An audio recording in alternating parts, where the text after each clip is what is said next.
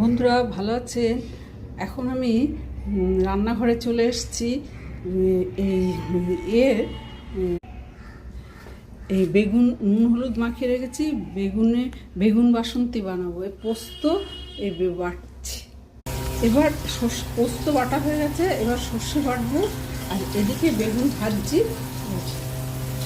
কড়াইতে তেল বসিয়েছি, আর এই শুকনো লঙ্কা, তেজপাতা আর কালো জিরে ফোড়ন দিলাম।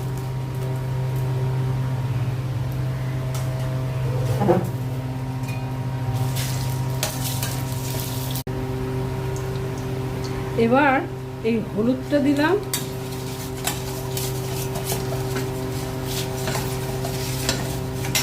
আর এই পোস্ত বাটাটা দিলাম। এতে হিটটাকে কম করে রেখেছি, স্টিলের কড়াই তো। এবার দই দিলাম, আর একটু নুন দিলাম। দই তো, গ্যাসটাকে অফ করে দিলাম। এবার সর্ষে বাটাটা দিলাম। গ্যাস জ্বালিয়ে দিয়েছি। এই বাসন্তী রং হয়ে গেছে।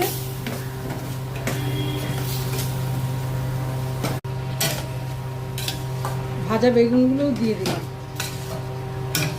আর কাঁচা লঙ্কা এখন একটা দিয়েছি, লাস্টের দিকে বাকিটা দেব। নুন মিষ্টি সব চেক করে দেখেছি, ঠিক আছে। এবার একটু ঢাকা খুলে একটু নেড়ে দিলাম, উল্টো সাইড করলাম। এবার একটু কাঁচা তেল দিলাম।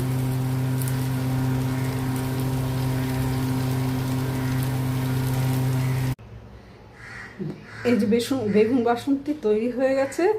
একটু